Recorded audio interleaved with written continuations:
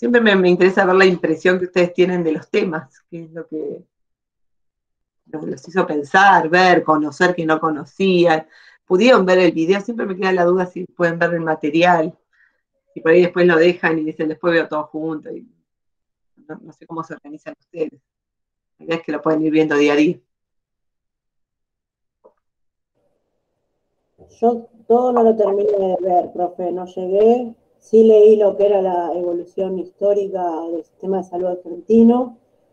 Lo que interpreté fue que antes la gente con menos acceso a la salud era la más pobre, digamos, los sectores más vulnerables. Después llegó el gobierno de Perón y se creó una secretaría junto al secretario doctor Ramón Carrillo, que lo único que conocía yo era el hospital de Ciudadela, Claro. que trabaja mi tía ahí, así que poco y nada tampoco sabía.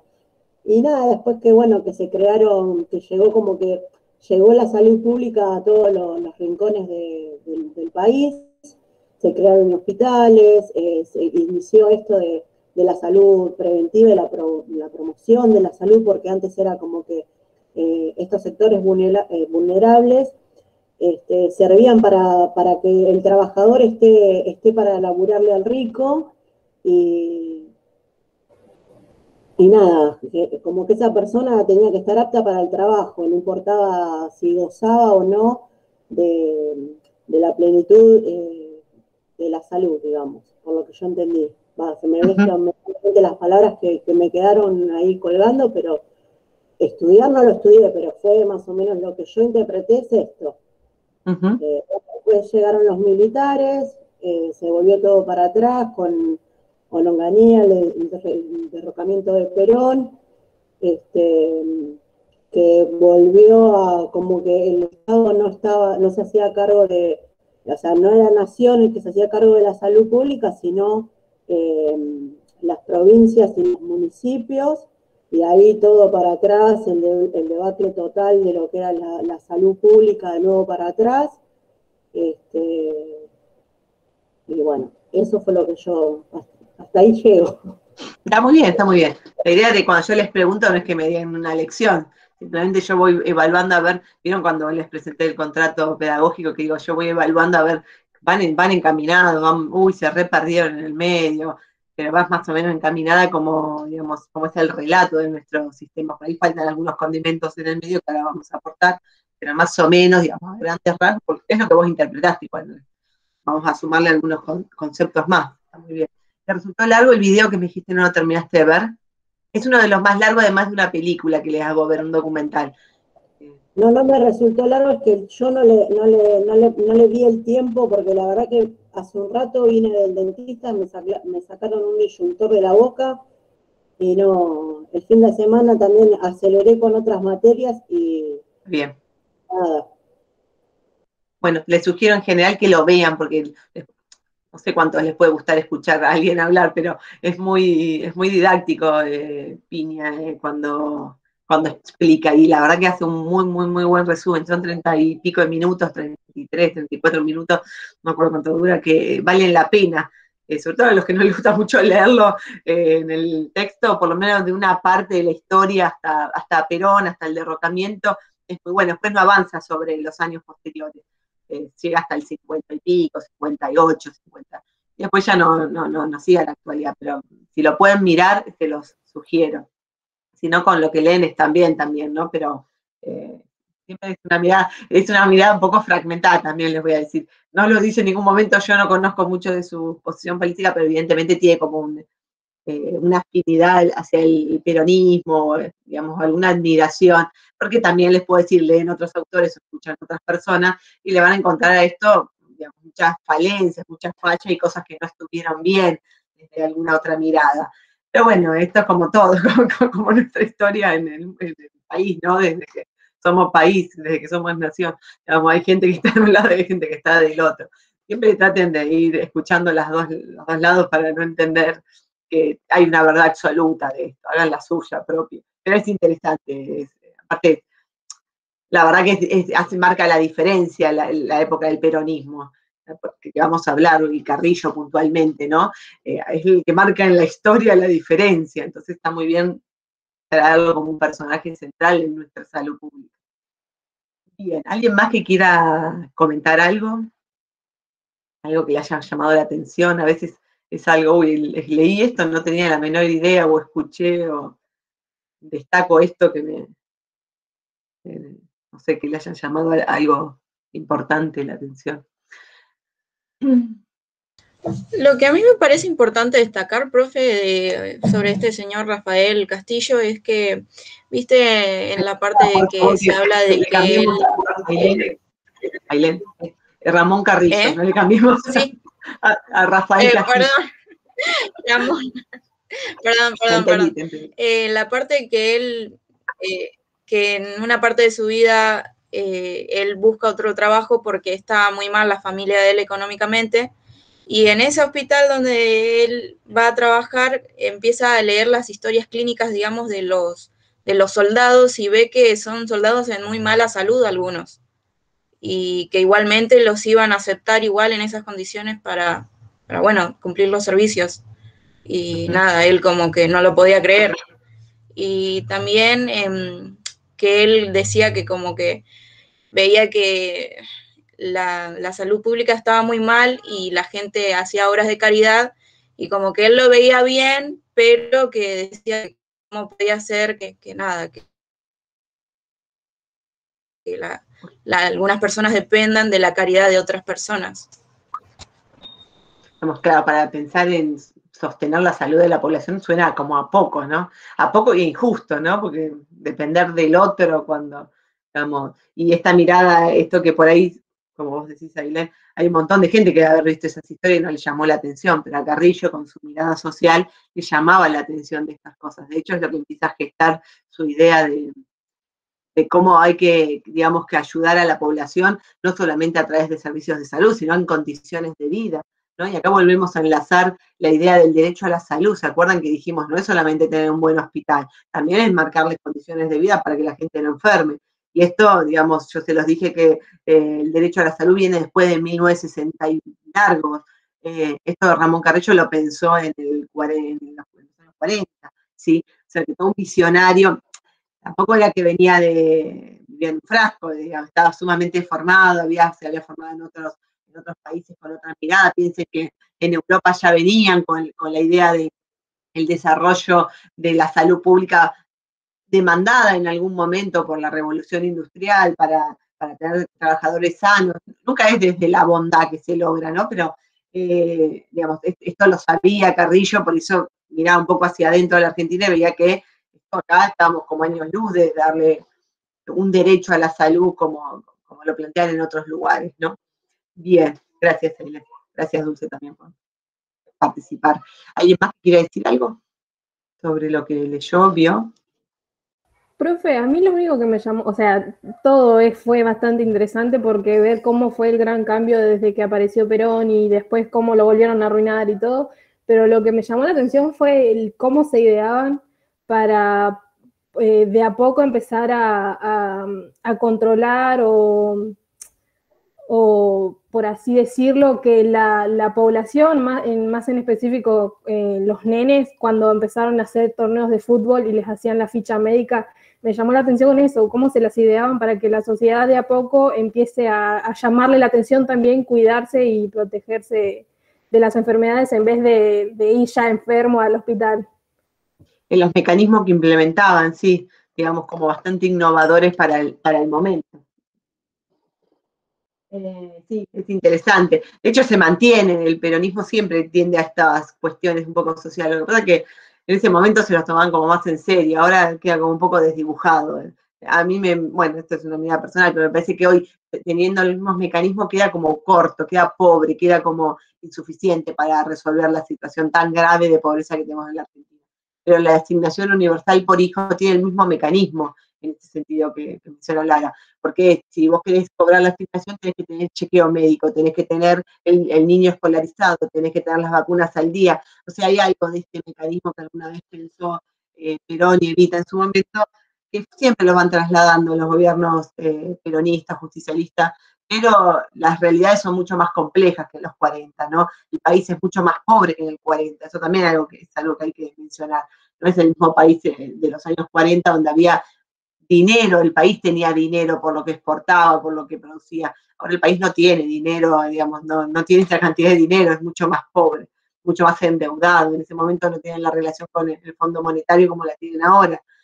Es complejo, es un país complejo como todos, ¿no? Pero el que nos toca es bastante complejo, entonces los mecanismos terminan quedando como un poco obsoletos para mí. No sé, no es que tenga una idea que se me ocurriría, pero habría que pensar algo un poco más potente para modificar las realidades, ¿no? Mejor eso que nada, por supuesto, mejor aunque sea esa asignación, esos controles, esos chequeos, esa escolarización que nada, pero me parece que ya a esta altura queda como pobre. Pero bueno, está muy bien, Lara. ¿Algo más que quieran compartir de lo que vieron? ¿Leyeron? Bueno, igual pueden seguir compartiendo ellos, por si hay algo que quieran destacar. Primero les voy a hacer como un pequeño introducción para después resolver los puntos que les había dado. Hay uno que no se los voy a resolver yo, que lo tienen que hacer ustedes, que tienen que agarrar y separar en etapas, ¿no? Y de ahí poner qué es lo más relevante de cada etapa. Hay distintas bibliografías. De hecho, cuando vean el video de Felipe Piña, pueden tomar nota, digo, ahí pueden anotar, decir, bueno, en esta época ocurrió esto en líneas generales, en esta época, son dos etapas, ¿no? La salud pública, o el sistema de salud, mejor dicho, no la salud pública, no se inventó con la década que estuvo Perón en el poder. Por supuesto que hubo medidas más pobres, más generosas, pero hubo intenciones, digamos, por eso está bueno hacer como un pequeño recorrido. Tampoco me voy a ir antes de la conquista de América, porque digamos, sería como ir a otra etapa de la historia, ¿no? Que así como vimos en la época medieval, bueno, acá también había pueblos originarios que tenían sus modos de curación, como vimos, acá eran chamanes, curanderos, los aborígenes propios, los pueblos originarios, cada uno tenía que en toda la región era sumamente rica, ¿no? Desde los incas, que, bueno, hicieron todo lo que tiene que ver con la construcción de Machu Picchu y sus ciudadelas, digamos, había vida, porque parecía como si antes no había nada, había creencias, había modos de pensar la salud y la enfermedad, mucho relacionado con lo mágico religioso, hasta que vino el conquistador, ¿no? Y cuando vino el conquistador, ahí es donde se ve, digamos, el gran cambio en uno de los paradigmas, que ahí es donde se empieza a ver esta mirada, primero que era europea, ¿no? Venía con cierta formación científica que acá no había, digamos, de la ciencia positivista, de la ciencia, digamos, pensando en el método científico. Acá había cuestiones básicas de remedios o de cosas que se utilizaban para curar, pero no con el aval científico que por ahí venían de otros lugares. Ya una vez que se instalan acá los conquistadores, se empieza a pensar, digamos, acá la gente enfermaba, digamos, los ejércitos, había muchos heridos, se necesitaba cirujanos, todo eso, bueno, medio que venía importado de Europa, porque acá no había ningún centro de formación, hasta que se crea el protomedicato. El protomedicato fue como la primera institución en formar médicos. Acá estamos en el siglo XVII, más o menos, 1600 y pico, no les voy a pedir ni les voy a decir años exactos. Y el primero, digamos, que trae la idea de la formación de médicos es Michael Gorman. Él es el primer protomedicato que llega y instala esta institución. Los protomedicatos eran como los formadores de médicos, ¿no? Entonces, piensen que, bueno, si ven el video de Piña, le dice que después empieza a desarrollarse un poco la salud pública de mano de San Martín en la zona de Cuyo. Pero esto fue anterior a eso, estoy hablando de mucho antes, de la época del virreinato. Este lugar lo que hacía era acreditar a los profesionales que podían ejercer, los formaba y le daba como el aval para que pudieran ejercer la medicina. Una de las características era que en los primeros años que se desarrollaba esto no había demasiada demanda, ¿sí? No había, bueno, depende de los libros que uno va leyendo, pero había 3 inscriptos, 2 inscriptos, 3 egresaron, hubo un año que no hubo ningún inscripto, o sea, fíjense la carencia que había de médicos, usando la medicina formal, no la tradicional. Bueno, esto fue durante varios siglos, digamos, porque estamos hablando de 1600, hasta que más o menos en el 1800, ahí ya tenemos a San Martín trayendo un poco de la idea de salud pública con la creación de hospitales para la población en la zona de Cuyo, cosa que, como estoy replicando palabras de Piña, pero que dura lo que dura la gobernación de San Martín en ese lugar, digamos, todo tenía muy corta vida, como suele pasar en nuestra historia, ¿no? Entonces era una excelente idea que duró poco, lo que él duró ahí como gobernador de la zona de Cuyo. Después, bueno, si hay algo que marca esta época del siglo XIX, son las epidemias que azotan la región. Esto creo que fue lo que más marcó. De hecho, es la piedra fundamental de la creación de la Cruz Roja Argentina, por ahí lo vieron en el curso introductorio, y recuerdan algo, no recuerdan a Rawson, recuerdan a algunos médicos relevantes que lo que hicieron fue organizarse. Ya venía, la Cruz Roja viene de 1863-64 en Suiza, así que ya tenían la idea de esta organización que ante la epidemia, bueno, se organiza, sobre todo en la epidemia de fiebre amarilla del 71, en 1871, se organizan, digamos, como para dar alguna respuesta a estas miles y miles de personas que morían. Hasta ese momento la salud estaba muy fragmentada, digamos, estaba algún hospital que se dedicaban a cuidar a los hombres, el hospital de hombres, que eran los que venían del ejército heridos, había hospitales de mujeres, había el centro de expósitos que eran de los niños huérfanos que quedaban, estaba como todo muy relacionado con, además de fragmentado, con cuestiones de caridad, de beneficencia. Acá no había un Estado presente. Acá había organizaciones civiles que se ponían, digamos, a tratar de brindar algo de salud a la población. Entonces, siempre que hablamos de la salud antes del año 45, y ahí englobamos como el primer grupo, creo que a ustedes les aparece como descentralizado, anárquico, que no había, anárquico en el sentido que no había ninguna especie de organización, digamos, era como más o menos como iban cayendo, iban organizando, aparece una epidemia, bueno, ¿qué hacemos? Nos juntamos, pero más la sociedad civil que el gobierno. El gobierno sí tenía una mirada un poco, lo que se llamó el modelo higienista. El modelo higienista era tratar de que los enfermos no contagiaran a las clases sociales, digamos, de mayor poder. Digamos, para eso estaba el higienismo. Ahí también, párenme si hay algo que estoy diciendo y no terminan de entender, o leyeron y les quedó confuso. Profe, una pregunta. Mira, bueno, Lara. Que hable Lara primero. Lara. Te dieron la palabra, Lara. Entonces, a esto era lo que venía, que decía que prefiere aislar enfermos que prevenir las enfermedades, por eso lo del modelo higienista. Viene acompañado de eso, sí. De hecho, las cuarentenas de los barcos que venían inmigrantes tratan de esto, de aislarlos por si venían infectados, porque si venían enfermos, que los dejaban ahí en el puerto, en algunas casas que había en el puerto, la casa del inmigrante, el hotel del inmigrante, donde ahí permanecían, a veces permanecían arriba de los barcos un montón de tiempo, 40 días en realidad era un montón de tiempo para estar, hasta que se demostrara que no estaban enfermos. Un poco viene de ahí la idea de aislarlos hasta que se demostrara lo contrario. De las primeras inmigraciones, que son 1850, 1860, más o 1880, ahí vienen los primeros grupos de inmigrantes, después tenemos otras olas que fueron viniendo. Entonces ahí es donde hay que marcar un modelo higienista, sí, entre otras cosas venía de ahí y de las epidemias, de las dos cosas, y donde muchas veces los enfermos también en las epidemias, tanto del cólera como de la fiebre amarilla, a fines del siglo XIX, se los aislaba, y los que estaban se alejaban, se iban del territorio donde prevalecía la enfermedad. Las grandes casonas que quedaron en la zona sur de la provincia, de la ciudad de Buenos Aires, son las que fueron abandonadas en la época de las epidemias, y ahí fue donde se empezó a poblar todo Barrio Norte, Recoleta, bueno, toda la zona, no me acuerdo otro barrio, Palermo, Belgrano, digamos, toda esa zona, y después se empezaron a instalar ahí las poblaciones, pues ya con esa distancia podían conservar la salud, sí. Digamos que también se limitaban en cuidar la higiene pública, ¿no? en controlar las epidemias, en vigilar la sanidad. Sí, había algo de eso.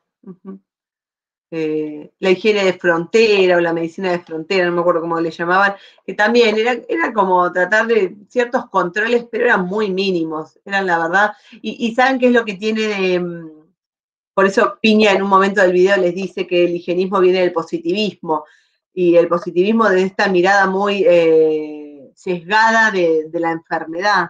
A ver si me explico, ¿qué quiere decir? Digamos que la enfermedad parece que fuese, ¿se acuerdan cuando vimos el proceso de salud-enfermedad, cómo fue a lo largo de la historia? ¿Se acuerdan que hay un momento que aparece el germen, que fue en el siglo XIX?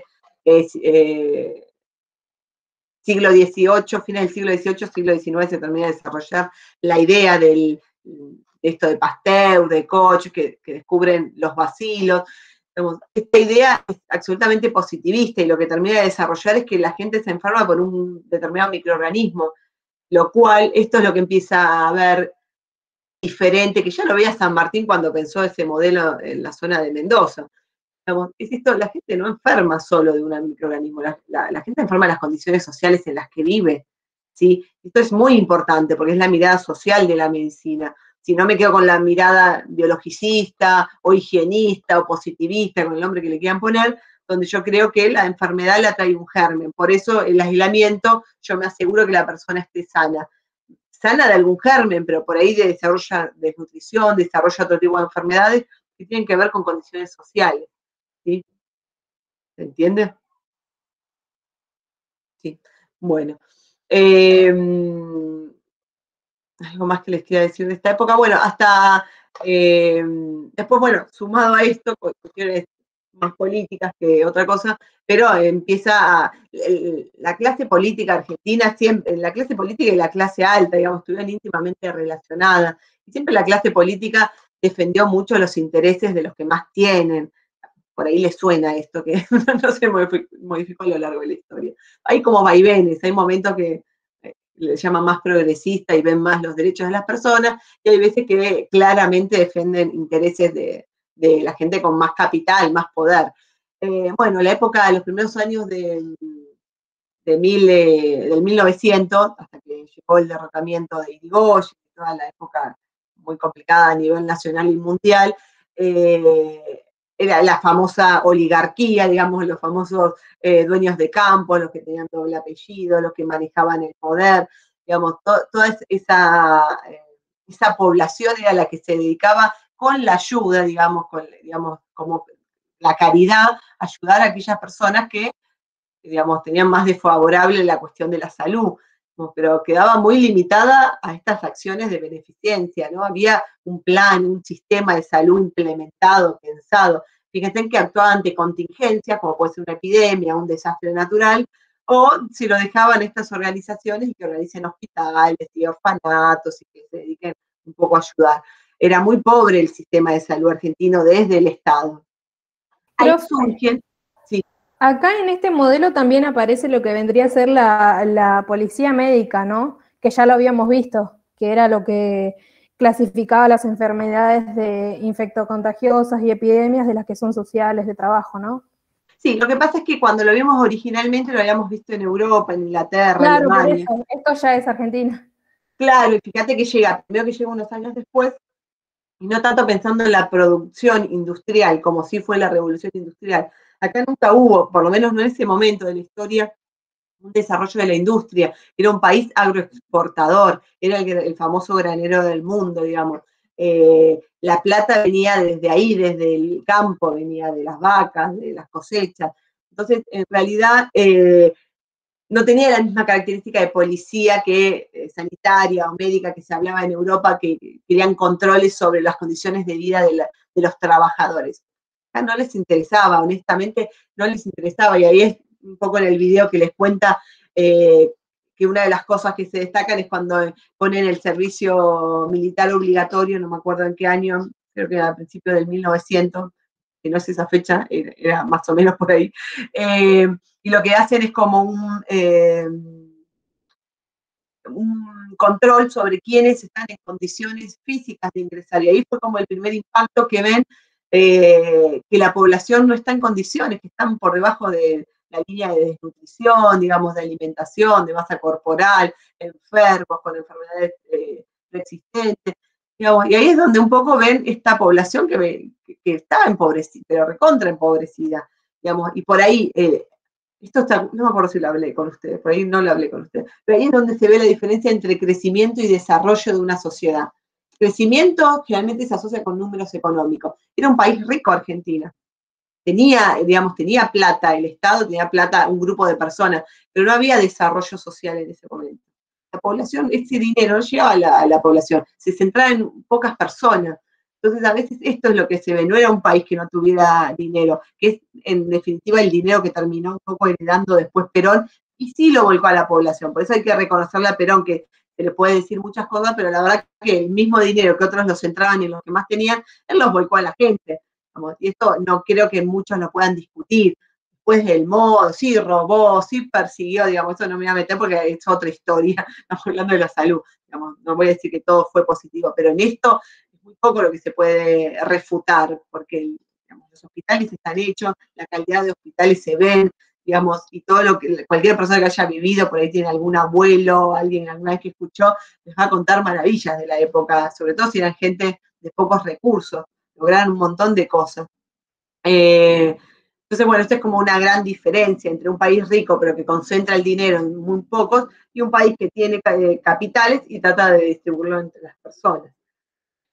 Le iba a decir que en algo que se introduce en este tramado del principio del siglo XX, 1900, vieron que les dije que en 1800 empieza a haber como una gran oleada de inmigrantes. Entonces, en esa oleada de inmigrantes empiezan a organizarse ellos mismos, lo que vendría a ser como las mutuales o asociaciones mutualistas, y ahí empiezan también a pensar en prestaciones de salud por comunidad, se les llamaba, ¿no? Entonces estas prestaciones de salud son los que terminan conformando, aparte son todos más o menos de la misma época, el hospital italiano, el hospital británico, el francés, el israelita, el sirio, el libanés, el español, el centro gallego, y creo que podemos seguir, me estoy olvidando de alguno, el alemán,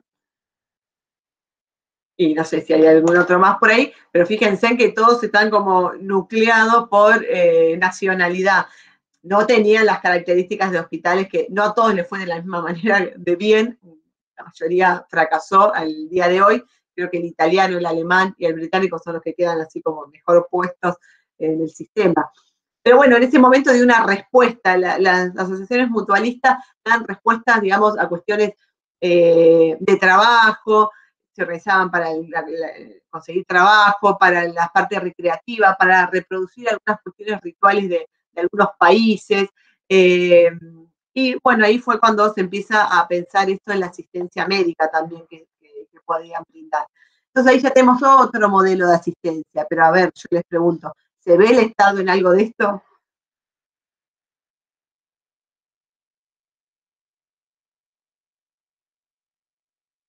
No, sigue estando delegado a otras entidades, pero el Estado en ningún momento, fíjense, veníamos de la beneficencia, veníamos de la iglesia también, pero era otro componente que hacía alguna asistencia sanitaria. Ahora hablamos de los hospitales mutualistas o de comunidad.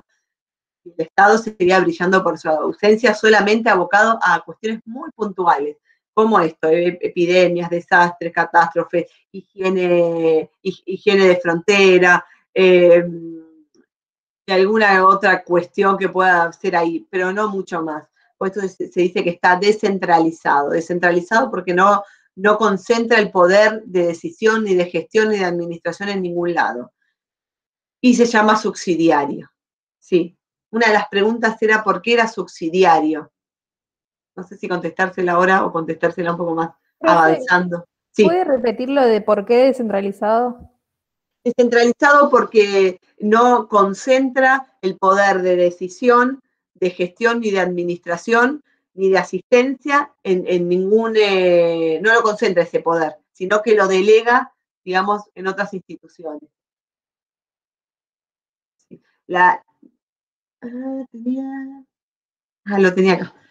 A ver, miren, esperen porque se los había buscado, no les hice PowerPoint porque no me dio el tiempo, pero les busqué la información, esperen a ver si lo puedo compartir, o si ya lo cerré, acá. Así, este es de un libro viejo. Bueno, ahora se los voy a mostrar más adelante, porque en realidad se hincapié a otra cosa. Esperen que quiero ver. No, se los muestro más adelante para que... Tiene que ver con eso, descentralizado es cuando no concentra el poder generalmente en el poder ejecutivo. Pero puede ser en otro poder también, ¿no? Pero generalmente es ejecutivo. Ahora vamos a ver cuando es centralizado y van a ver la diferencia. Bien, hasta acá se entiende cómo llegamos al 45, digamos, en líneas generales. ¿Alguna duda, pregunta?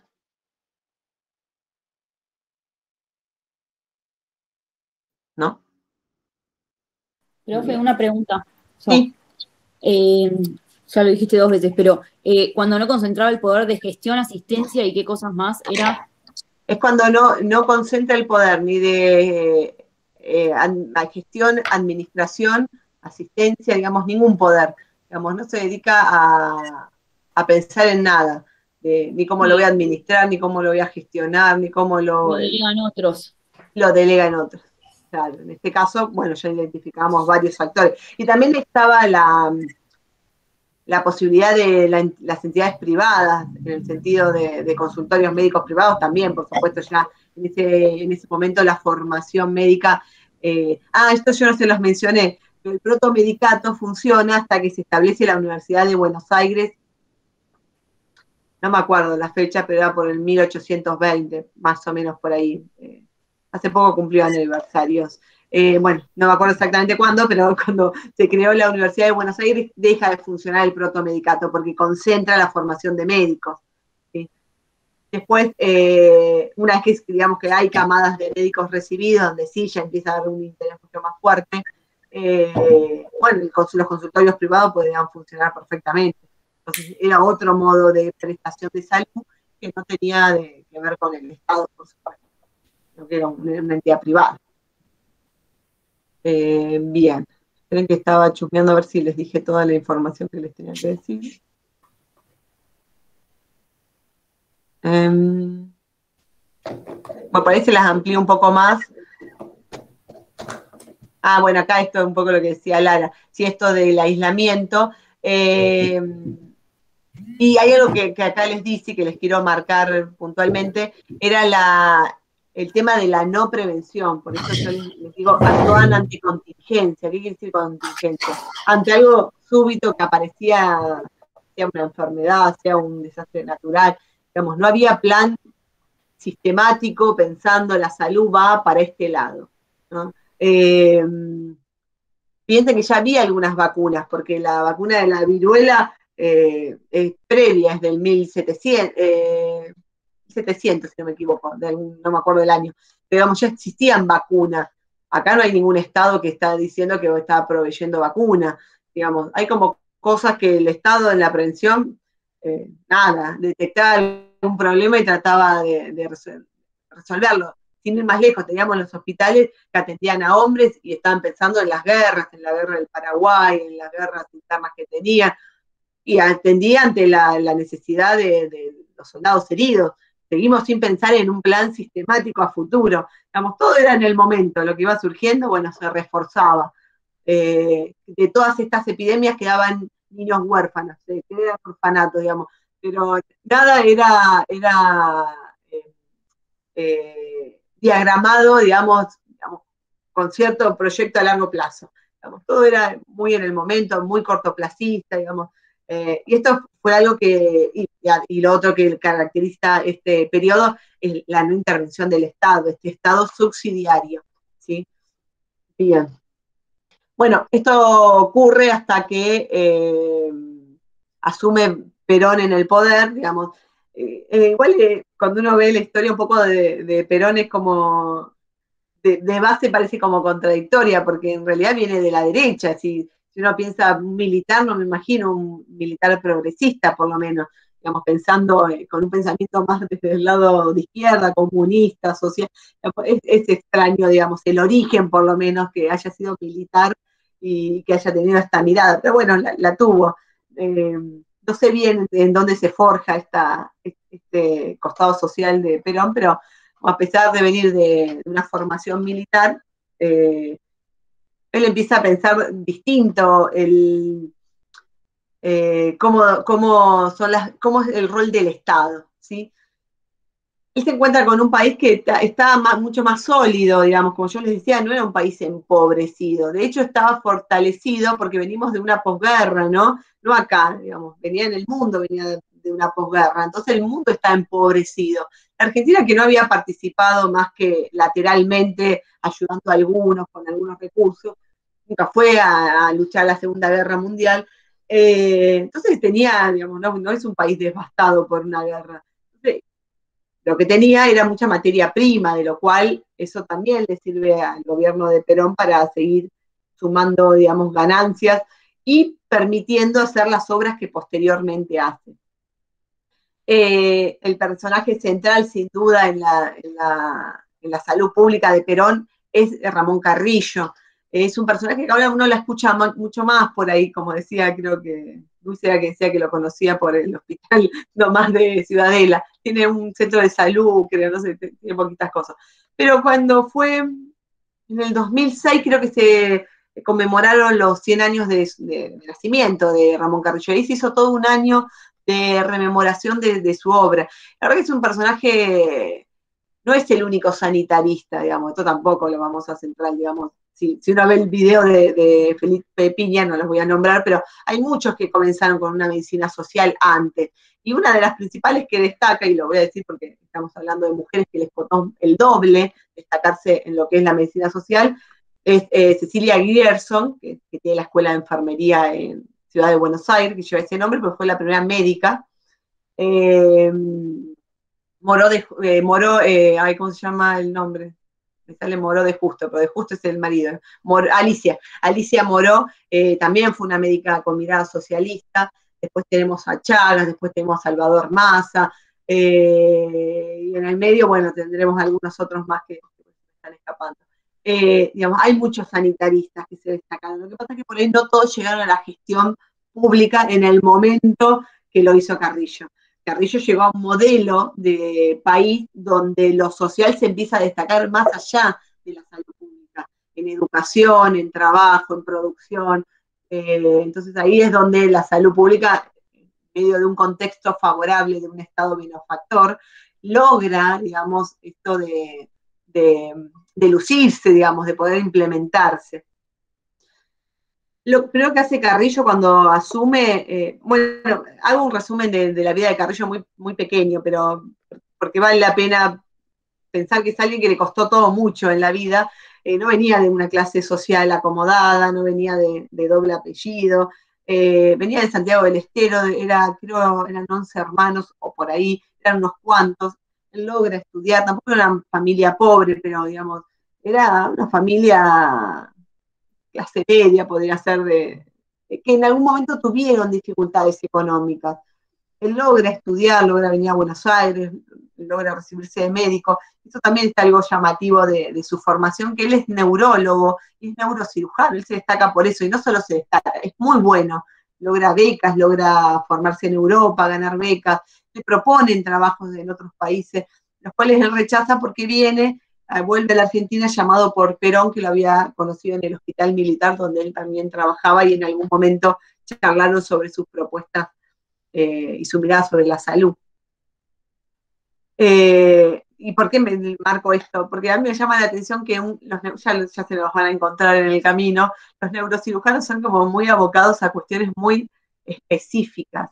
Que ustedes imaginen que abren una cabeza, a veces lo hacen con fibroscopía, no es que la abren siempre, pero digamos, están abocados a lugares tan confinados, tan pequeños, tan reducidos, mirando lo más pequeño de lo pequeño, y justamente eso es lo que no tenía Carrillo. Él podía ver lo macro, digamos, a pesar de venir de esa rama de la medicina, podía ver todo el contexto y entender cómo alguien llegaba con una lesión por ahí neurológica, pero que fue seguramente gestada en medio de condiciones sociales, digamos, particulares, que no cualquiera se enferma de determinadas cosas. Entonces, esta mirada social es lo que está bueno marcar de Ramón Carrillo. Se asocia justo con Perón, que lo convoca. No existía en ese momento, esto también viene de la etapa anterior. Sobre el nombre de las etapas, acá les hago una aclaración, entre paréntesis. A mí no me interesa que, si no le ponen el nombre correcto, no pasa nada. Sí, más o menos traten de los periodos de la historia en años, porque por ahí tienen miedo de confundirse si ponen descentralizados del sistema, traten ustedes de saber que fue hasta el 45 un modelo de atención en salud, del 45 al 55 se considera el otro, después el otro más o menos lo van marcando, no me importa si ponen del 55 al 75, es más o menos lo mismo, ¿no? Pero yo, para que no se centren ni en números concretos de fecha, ni que piensen en los nombres y no los recuerdo. A veces me lo pueden, yo en otros años decía que esta etapa que estamos hablando ahora era el paradigma de la salud pública, digamos, en este momento. El paradigma que acabamos de hablar antes era más el paradigma beneficencia y de cuidados individuales, digamos, porque no había ningún Estado. Y después viene el paradigma de las obras sociales. Le pueden poner el nombre que quieran que para ustedes representen ese periodo, siempre que esté bien ubicado, ¿no?, en lo que pasó. Bien. Bueno, en este momento de la historia lo que empieza a surgir es, digamos, fuertemente, perdón, les iba a contar esto. Ni bien asume Carrillo, lo primero que hace en los primeros años donde no existía el Ministerio de Salud, estaba en la época pre-Perón, antes del 45, se llamaba, creo que Secretaría de Salud, si no me equivoco, Dirección de Sanidad, era un nombre allá bajo en el organigrama que nada, no le importaba poco y nada. Cuando asume Carrillo ya empieza a llamarse Secretaría, y primero fue Dirección de Salud, después Secretaría de Salud, y recién en el año 49, no es necesario que se acuerden esta fecha, yo se los menciono, digamos, unos cuantos años después de asumir, toma el nombre de Ministerio de Salud y Acción Social. ¿Sí? Él lo primero que hace cuando asume es hacer todo un trabajo de investigación de en qué condición estaba la población en salud y los servicios de salud en la Argentina. Esto también destaca su labor, porque no era un improvisado, no vino a hacer demagogia y dijo, voy a hacer 5 hospitales y después no tengo recursos para mantener. No, digamos que esto también pasó en otra etapa de la historia, hacer hospital, y después no se inauguran porque no hay recursos para sostenerlos. Él dijo, a ver, ¿en dónde estamos parados? ¿Cómo está la salud de la población infantil? ¿Cómo están las mujeres? ¿Cómo están la vejez? ¿Cómo están los hombres? ¿Cómo están, digamos, más alejado de la ciudad de Buenos Aires? ¿Qué servicios tienen? ¿Qué hospitales existen? ¿Cuántos profesionales? Digamos, el primer plan quinquenal trata de hacer todo un análisis de la situación de salud del país. El plan quinquenal es un plan a 5 años. Entonces, él ahí hace como el primer investigación, y a partir de ahí piensa un proyecto de salud pública. Él tenía como algunos preceptos bien claros. Creo que la salud era gratuita y universal. Estas cosas son como centrales, digamos, es para todos y gratis, ¿sí? Él decía, no existe salud o no existe avances tecnológicos si no pueden llegar a toda la población. Esto también, digamos, estos avances tecnológicos que solo llega a un grupo, para él no tenían demasiado sentido, digamos, no tienen demasiado valor sanitario si solo le llega al 1% de la población. No existe salud si no existe desarrollo social. Eso también, no de casualidad, su ministerio se llamaba Salud Pública, o de Salud, no me acuerdo si era pública, de Salud y Asistencia Social, digamos, porque iban de la mano. Él creía que no había desarrollo de la salud si no había desarrollo de los derechos sociales. Esto quiere decir derecho a un trabajo digno, derecho a la educación, derecho al ocio, digamos, todo tendría que estar, digamos, avalado por el Estado, esto, los derechos civiles, los derechos sociales, y a partir de ahí, él empieza, bueno, es como de las cosas clásicas que me ponen en los exámenes, que me dicen duplicó o multiplicó las camas. Está muy bien que pongan eso, pero, otra de las cosas, perdón, que es central en la actividad de Carrillo, es la medicina social y preventiva, digamos, porque cambia el paradigma de esto. Yo voy a ver cuáles son las causas por las cuales la gente enferma y voy a tratar de modificar esas causas. Digamos, si la causa es falta de educación, digamos, tiene que haber una ley que permita que la gente estudie. Si es que no tienen trabajo, facilitemos el trabajo, la producción. Si es que no hay hospitales, construyamos hospitales, pero siempre pensando en las necesidades de la población, ¿sí? Siempre hacia adelante, pensando en cómo prevenir y que no haya esa población enferma. Y lo otro que centra es sobre los grupos vulnerables. Esto también. Carrillo trabaja mucho en relación con la Fundación Evita, ¿sí? O Eva Perón se llamó en ese momento. La Fundación Eva Perón, que es digamos, como la otra pata que hace todo el trabajo social junto al Ministerio de Salud. Entonces ahí, bueno, ahí en el video se los cuentan, no quiero demorar en esto en contarlo porque da como mucho detalle en todo lo que podían trabajar en forma conjunta, en el desarrollo, bueno, algo que estuvieron contando las compañías que vieron, pero el desarrollo de la parte deportiva, pensando que es un eje central para los niños y las niñas y adolescentes, pensando en que sean productivos los adultos, digamos, los adultos jóvenes, que trabajen, pero que sean en condiciones adecuadas, que los hospitales tengan estructuras decentes, ¿no? Que sean lugares, casi todos los hospitales que uno asiste, bueno, ahora hay algunos más nuevos, pero casi todos los que tienen muchos años vienen de la época de Perón, casi todos fueron construidos en esa época. Hay algunos de Capital que son previos, que son como el Rivadavia, que son antes, no sé si los conocen, ya la estructura les da un hospital, el Tornú también es anterior hay algunos que son como más antiguos, el Fernández es mucho más nuevo.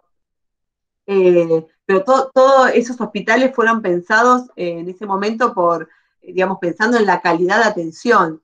No eran hospitales de segunda, no eran, no sé, como en algún momento pusieron las aulas container, digamos, que uno dice, no, ¿por qué los chicos de los barrios pobres estudian en aula container y los chicos que tienen más poder adquisitivo tienen una buena escuela? Es cuando se marcan esas inequidades en educación, en salud, digamos, estamos mal, digamos, no hace falta que lo diga yo, que solo se dan cuenta, pero no está bien. No estoy hablando de la pandemia, de hospitales de campaña, estoy hablando de otra cosa. ¿Por qué nosotros vamos a un hospital? Yo trabajaba en el hospital donde veíamos cucarachas, de 5 baños andaban 2, había veces que no había agua fría, había veces que no había agua caliente. ¿Por qué? Cuando no están tapados casi todos. Pero un hospital hermoso como es el Posadas, como saben lo que eran cuando se inauguró, era un hospital precioso, de la mejor, de aparte calidad de la estructura, si lo conocen, habrán visto la piedra, el mármol, todo como estaba pensando, habían baños para cada habitación.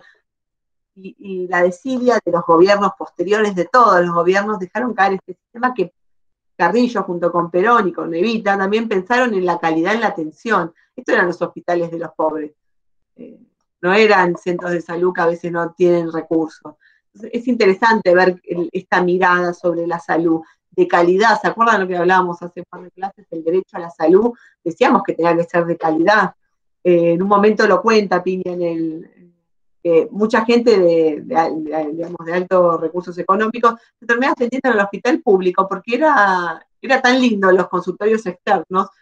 Bueno, él hace la salvedad que nos atendían no querían quedar internados porque no querían estar en salas generales o compartir la habitación con un trabajador, un obrero, una obrera, entonces iban a operar en lugares privados. Pero después los consultorios externos los usaban de acá, tenían médicos de altísima formación, y las estructuras eran lindas y los turnos se conseguían. Bueno, parece que estamos hablando de otro país, pero esto pasaba acá en un momento. Insisto, estamos hablando de la salud, porque si estamos a hablar de cuestiones ideológicas, persecutorias, digamos, tiene aspectos negativos, pero a nivel de derechos sociales adquiridos son un montón los que se ganaron, en salud particularmente. ¿Alguna pregunta, duda hasta acá? Profe, está bien pensar entonces que la gestión de Ramón Carrillo se basó en esta frase tan popular de Perón que dice: si existe una necesidad, nace un derecho. En cuanto a la base y el eje de la salud igualitaria o el inicio de empezar a la metamorfosis y que sea equitativa, de que si no tenían ni la educación, ni todos los aspectos o sea, que como escalera o puente hacia la salud en todos los ámbitos del Estado, lo transformaba en un derecho como punto principal hacia la mejor salud posible de toda la población argentina. Así es, ¿está bien pensado así o mandé fruta? No, está bien, la frase sí de Perón, donde hay un derecho, es así, y la verdad que, insisto, con todas las críticas que uno le puede hacer, era bastante congruente entre lo que decía y lo que hacía. Bueno, él decía, mejor que decir es hacer, porque después, si no, mucho se van palabras lindas y que no se produce nada. Él, la verdad que en ese sentido tenía una cuestión bastante ejecutiva de plasmar lo que decía, ¿no? Y eso no es menor, sobre todo por los gobiernos que vinieron después, por todos, de cualquier color que le pongamos, dictadura, no dictadura, derecha, izquierda, algunos son peores, por supuesto, seguramente cada uno podrá pensar lo que quiera, pero algunos neoliberales son como mucho más duros con las clases trabajadoras, ¿no? Sobre todo cuando se centran en los cuidados de en los capitales de los que más tienen, terminan sacándoles derechos adquiridos a los trabajadores. Y, bueno, hoy en día es un gran tema, una cosa tiene que ver con otra, pero parece que no, pero algo tiene que ver. El mundo cambia también, porque ahora algo que se está debatiendo a nivel mundial y con relación al capitalismo es los derechos laborales. ¿A qué edad alguien se tiene que jubilar? Hasta qué edad tiene que trabajar, los aportes que tienen que hacer. Hay una cuestión de la longevidad, de la vida, donde se están viendo, no acá, digo, en todo el mundo, en Europa, sobre todo se debate también de hasta cuándo tiene que trabajar para poder sostener un sistema de jubilación y pensiones.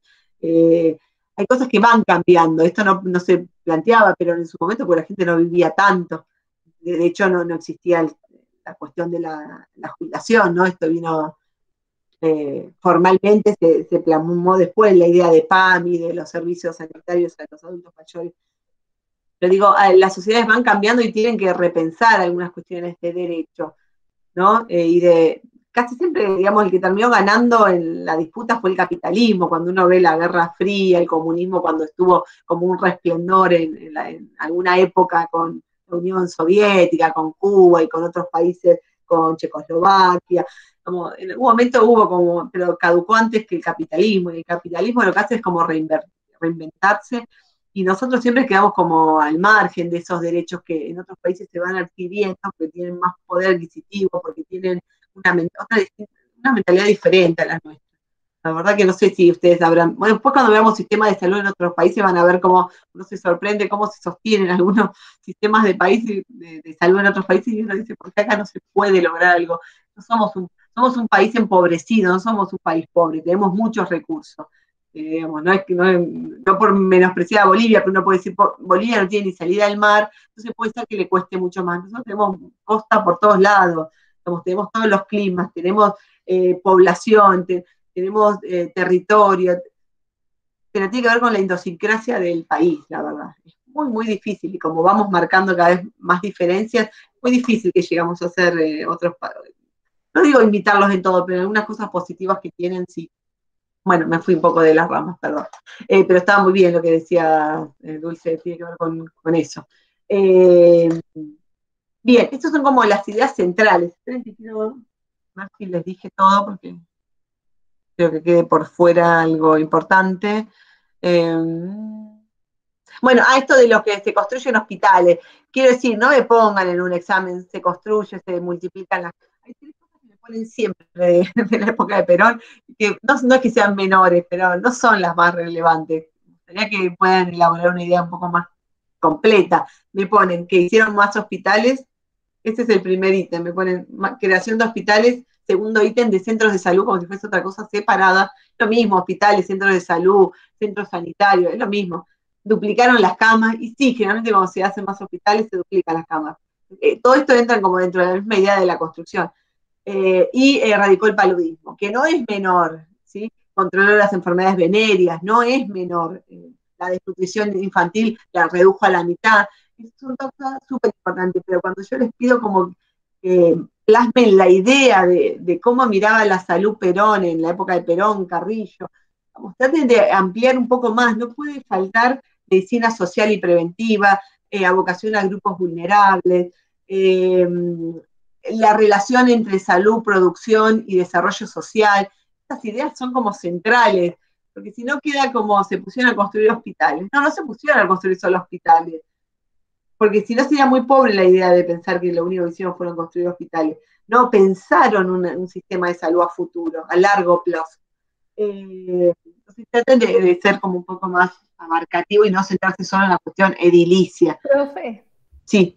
Si yo un ejemplo, ¿no? Si yo le pongo que ahí en el modelo de Perón entró lo de los trenes de la cruzada sanitaria, ¿eso sería como un poco irrelevante como lo demás o sería un gran aporte? No quiero decir que sea irrelevante, pero que sea un ítem. Claro, ¿no? Pero como que se repite mucho, pero esto no sería repetir, sería como algo innovador. Pero lo que pasa es que me tenés que, está bien lo que decís, Lara, porque es otra mirada, pero ¿crea el tren sanitario con qué intención lo crea? Y ahí le tenés que dar la vuelta. Con la intención de llegar a las provincias más afectadas, que habían dicho que era donde había nacido Carrillo, el Chaco y otras provincias que estaban más necesitadas que, por ejemplo, Buenos Aires. Entonces el tren sanitario, o con el tren sanitario, logra llegar a los enfermos que no consiguen acceder al servicio de salud. ¿Entiendes? Esa es la idea del tren sanitario. Porque si me pones tren sanitario, como mencionas. Claro, no, sí, se trata más de desarrollar que de mencionarlas. ¿Cuál es la idea del tren sanitario? Porque ahí cuando vos me tirás toda esta idea, yo te digo, sí, mira, tenía la idea de un país federal, porque no esperaba solamente que vengan a Buenos Aires a atenderse, sino que le llevaba la atención de calidad a las provincias. Buenísimo, si me lo decís así, está bien. Ahora, si vos me escribís tren sanitario, es como que me pongan, creó hospitales, duplicó camas, digamos, pero ¿con qué intención? Traten de hacer como un renglón de esa idea. No les digo que me desarrollen una carilla, sino con qué intención, con qué mirada social lo hacía. Y ahí queda perfecto Lara escrito. ¿Sí?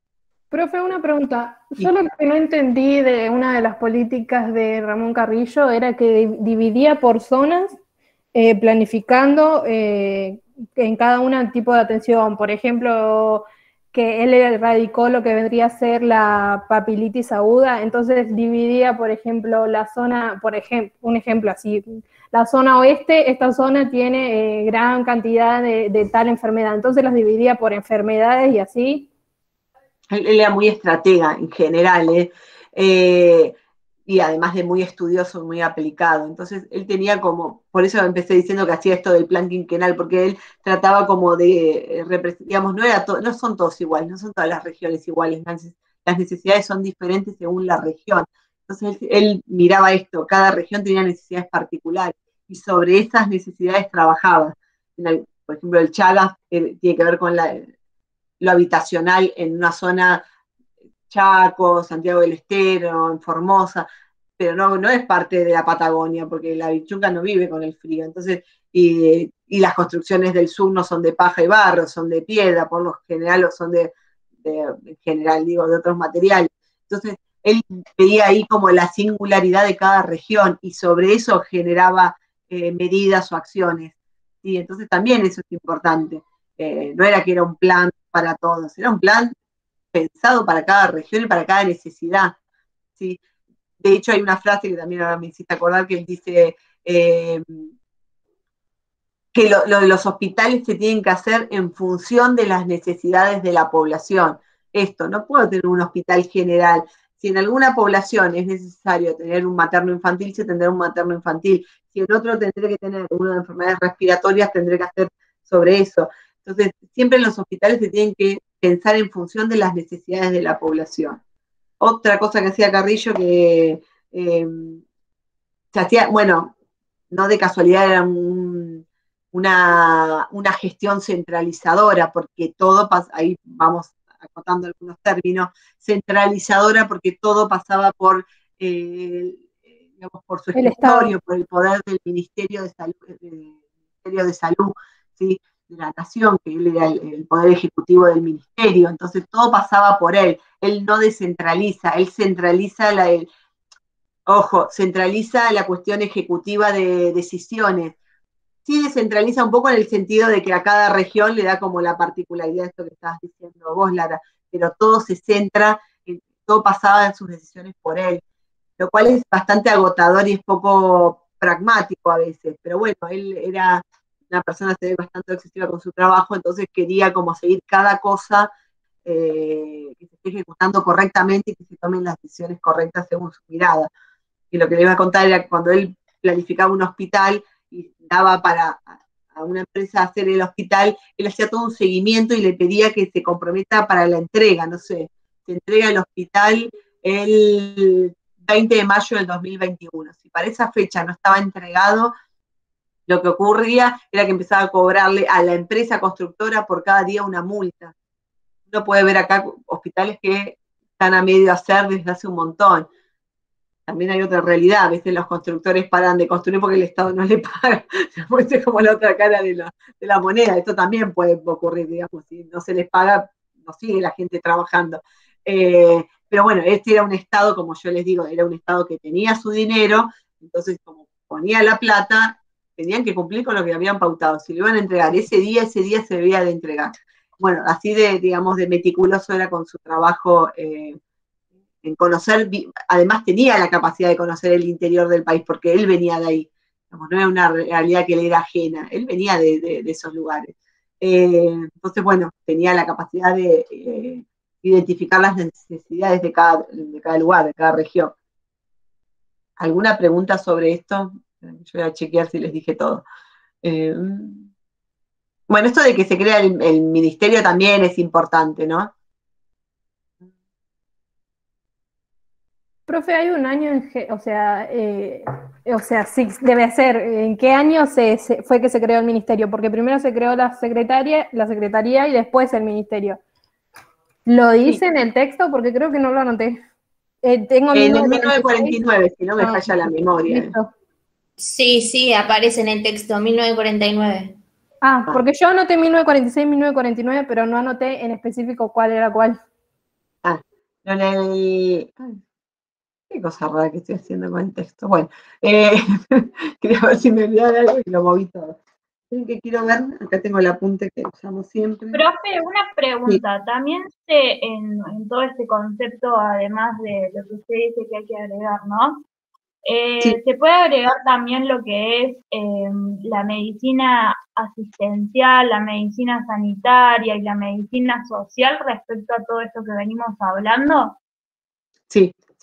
Por eso es importante que remarquen que tenía una mirada desde la medicina social preventiva, pensando en la asistencia materno-infantil, sobre todo se centró.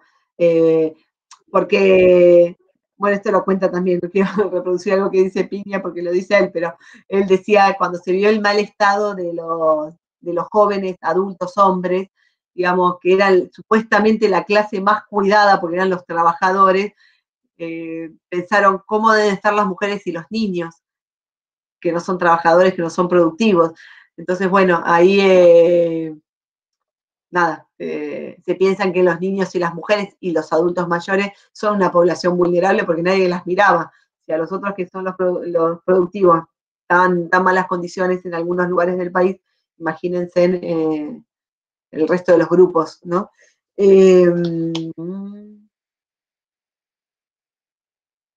Bueno, una de las palabras de Carrillo, esto las leo porque son textuales, dice,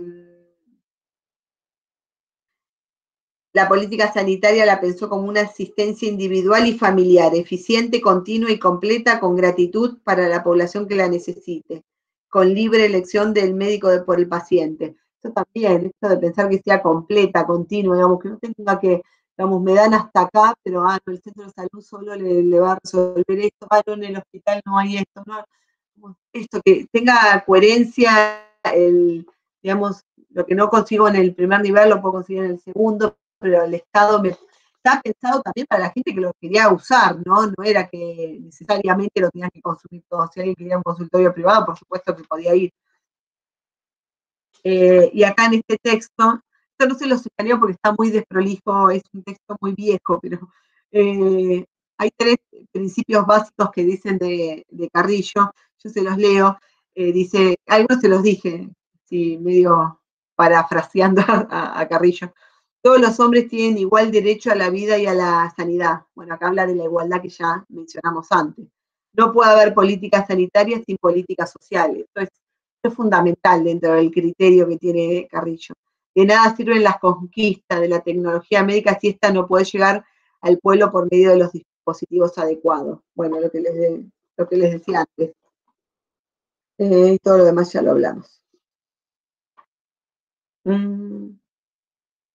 Generalmente este periodo, les menciono como el periodo de, o es un estado de bienestar, o estado, o el paradigma de la salud pública, lo llamamos, porque es donde más se vio representada, digamos, y desarrollada la idea de salud pública, digamos,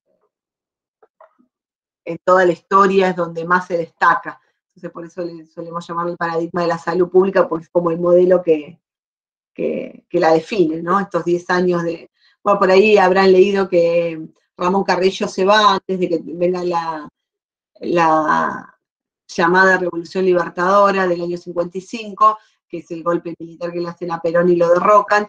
Él ya se va porque ya con su entorno tenía algunas diferencias importantes, y se va a Estados Unidos a trabajar, como ya era un destacado, además de sanitarista, era un destacado neurólogo, nunca dejó de ser un buen profesional en lo suyo, por más que no, en ese momento ya no ejerció. El gobierno de facto que asume lo empieza a investigar, él se pone a disposición para que sea investigado sus bienes, no le encuentran nada relevante sobre mal uso de fondos, bueno, le encuentran ahí algo secundario que no tenía nada, que después terminan demostrando que no era así. La cuestión es que le terminan incautando todo, sus bienes materiales, financieros, todo. Él se termina yendo a Brasil, pero muy pobre, se va a Brasil, creo que le ofrecen de una universidad trabajo, no me acuerdo esto bien. La cuestión es que termina muriendo muy joven, creo que tenía 56 años, si no me equivoco, cuando murió, o por ahí tenía, y de una crisis hipertensiva termina muriendo. Pobre, en Brasil, exiliado, y poco reconocido, como suele pasar un poco con algunas personas relevantes de nuestra historia, ¿no? Bueno, por suerte después con los años uno le va dando trascendencia a sus ideas. Pero bueno, así terminó Ramón Carrillo y empieza otra etapa en la Argentina, muy distinta a la que veníamos mencionando. ¿Hasta acá alguna duda? ¿No? Bueno, esta tercera, sí. ¿No? ¿Vamos bien? ¿No escuchas? No, que no hay ninguna duda. Perfecto, Florencia. Bueno, la tercera etapa, yo le solía llamar el paradigma de las obras sociales o del seguro social. Ahí les dice el paradigma de, no me acuerdo, si ustedes me lo dicen, porque hice lío con la hoja que quería leerles. Modelo de descentralización del sistema, ahí está, ahí lo pude leer. Bueno, como quieran llamarlo, igual de los dos modos es correcto, si no me ponen del año, va del 55 acá al 78.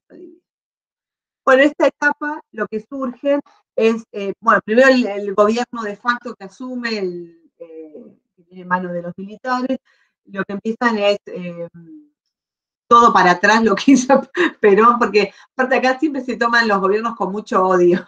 El que se va y el que viene, siempre como una disputa, nunca una cuestión civilizada, si no son del mismo color de partida y una cosa, pero acá fue como al extremo. Después podemos ver a lo largo de la historia más cercana que hubo diferencias entre un gobierno y el otro, pero acá hubo una diferencia a lo extremo. Destruyeron cosas que estaban, que fueron pensadas, que fueron realizadas, que fueron gestionadas por el gobierno anterior, solamente porque tenían, digamos, el logo de la Fundación Eva Perón. Destruyen cosas que, bueno, el elefante blanco, el famoso de la película, el elefante blanco había sido pensado como el mayor hospital infantil de Latinoamérica, pero estaba medio a ser bastante avanzado porque tenía todos los pisos ya construidos, bueno, faltaba toda la parte interna y terminan dejándolo abandonado, porque no iban a seguir ninguna obra que hubiese pensado el gobierno anterior. Además, esto sí hay que ser claro, los gobiernos que son derecha, los gobiernos militares de facto siempre vienen acompañados de los poderes intereses, de los que tienen, digamos, capitales, digamos, poder fuerte económico, ¿no? Los que son los dueños de los capitales. Entonces, ellos financian de alguna manera a los golpes militares. Y esto es así, uno lo quiere ver más profundamente o menos, yo lo estoy diciendo así como muy simple, pero siempre hay un dinero y un poder económico, financiero atrás y político que lo está avalando. No hay un militar que se levantó una mañana y toma el poder. Y cuando lo hacen, como pasó en algunos levantamientos cara pintada en la década de los 90, no funcionan porque son como, no hay poder detrás de eso. Entonces duran un día, se resuelve la rebelión y ya está, pero cuando asumen el poder, como fue la Revolución Libertadores, hay mucho poder atrás, hay mucha gente enojada de los que tenían mucho dinero y no le gustaba, pero para nada, estos 10 años que venía Perón haciendo obras, bueno, habrán escuchado más de una vez, contentos con la muerte de Evita porque nada compartían con su mirada sobre lo social. Entonces, detrás de esta asunción de este golpe militar, hay poderes que empiezan a destruir todo, digamos, a presionar para que se destruya todo lo que se fue pensado en la época de Perón por Carrillo. Lo primero que hacen es una consulta a la Oficina Panamericana de la Salud para ver cómo seguir con el sistema de salud, y lo primero que les dicen es que deben de descentralizar el tema del sistema de salud y hacer transferencia. Ahí no está tan mal, digamos, esto no es una medida catastrófica ni del todo negativa. Ellos lo que dicen es que el Estado Nacional no tiene que hacerse cargo de tantos hospitales nacionales, sino que lo delegue a las provincias. ¿Dónde está lo negativo? Es que no se le aumenta el presupuesto a las provincias para que puedan hacerse cargo de los hospitales. Entonces, con el mismo presupuesto que todos tenían, ahora te tiré 5 hospitales enormes encima de los cuales te tenés que hacer cargo de insumos, de personal, de estructura. Entonces ahí ya los hospitales es donde empiezan a decaer, porque las provincias no tienen el poder adquisitivo, ni Buenos Aires, ni siquiera a veces la ciudad de Buenos Aires, que es una de las que más ricas de las jurisdicciones, también le cuesta mantenerlo, menos que a otros lugares.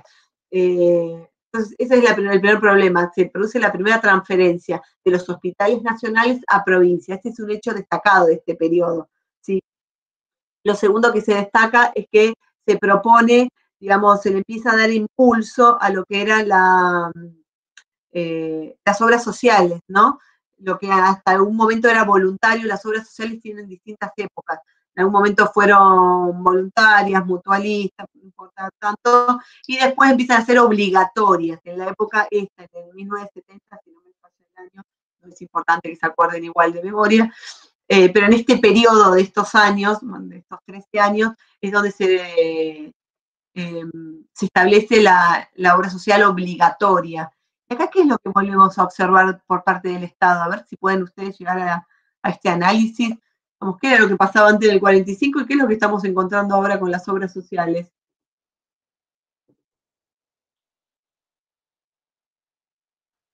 Si dicen cualquier cosa no pasa nada, ¿eh? Estamos charlando nomás, no es un examen.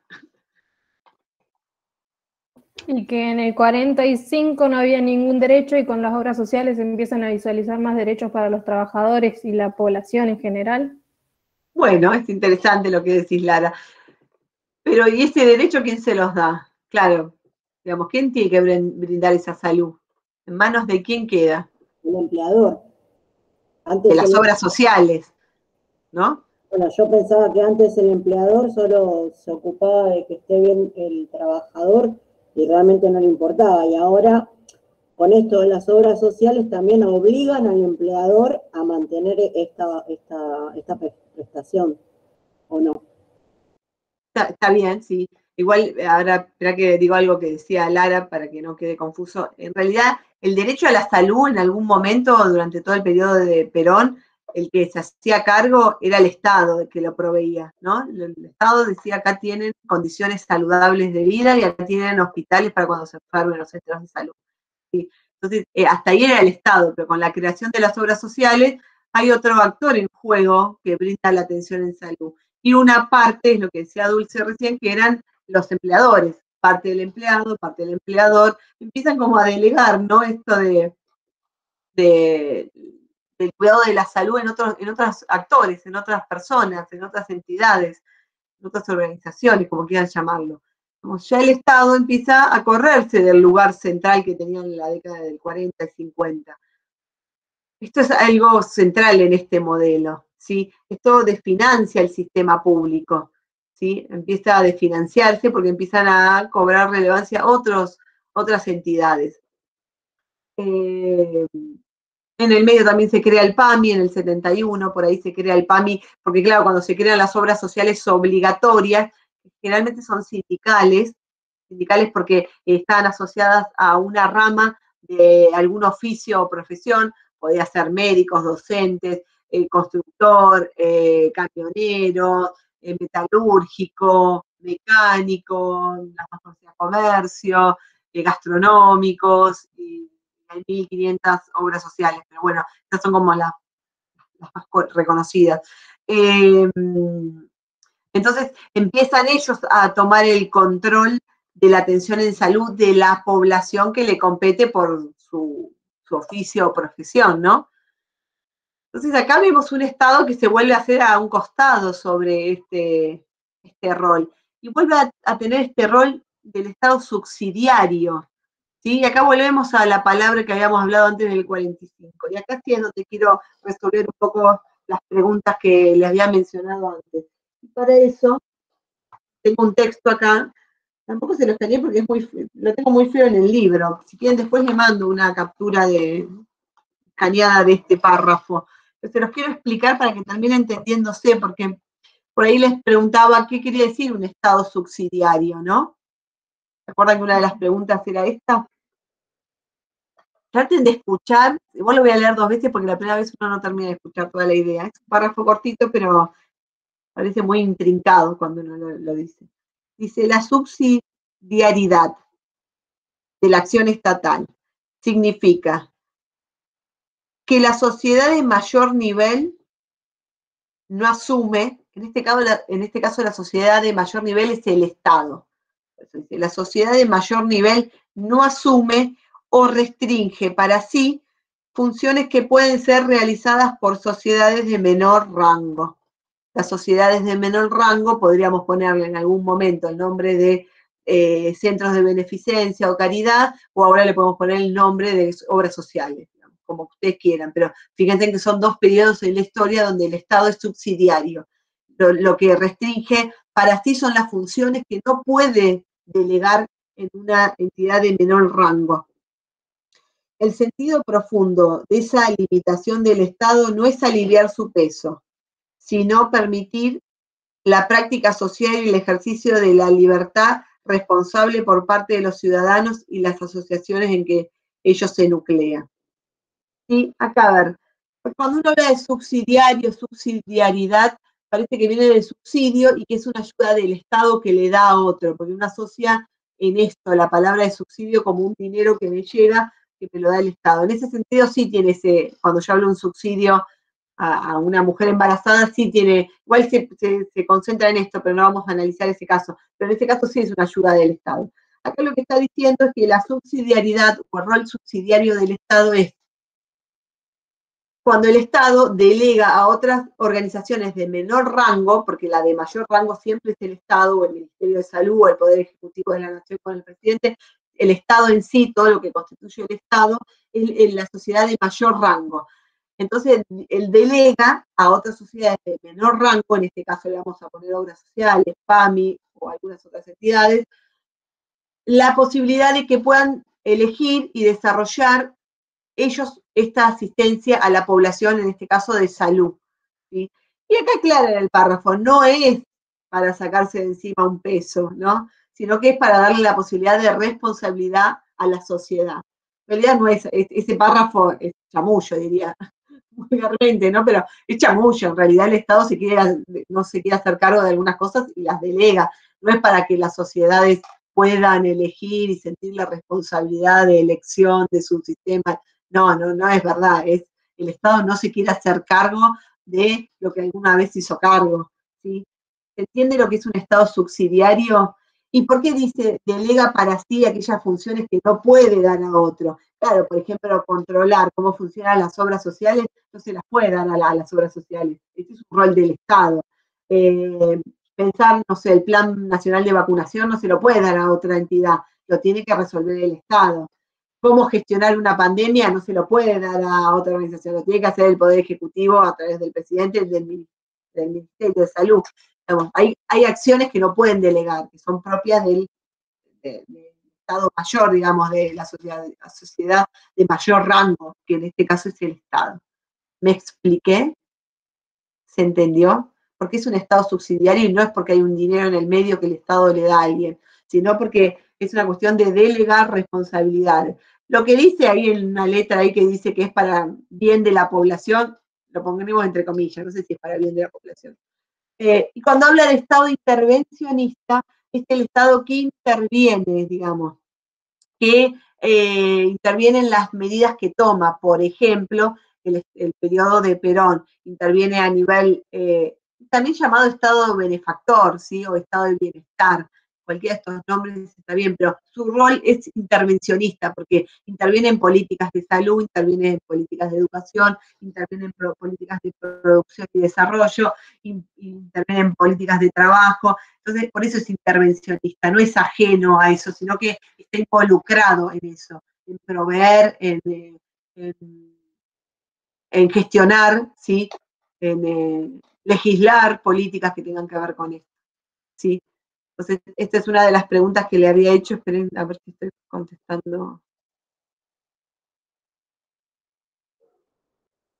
Ay, no sé qué hice con mi...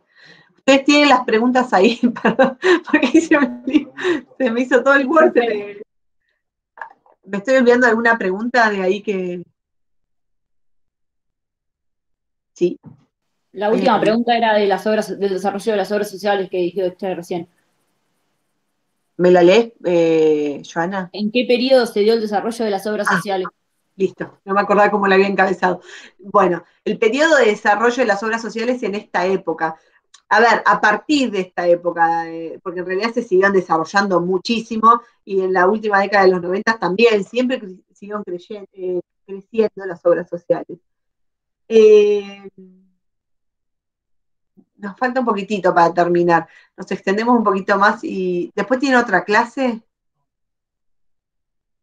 ¿No? Ah, bueno. Entonces me extiendo un poquitito más, así podemos terminar con este tema.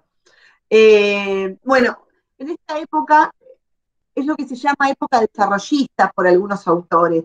¿Por qué se llama desarrollista? Porque se toma mucho la idea del desarrollo industrial. Y del desarrollo industrial se toman ideas como eficacia, eficiencia, productividad. Es una etapa en los 60, estoy hablando, 1960.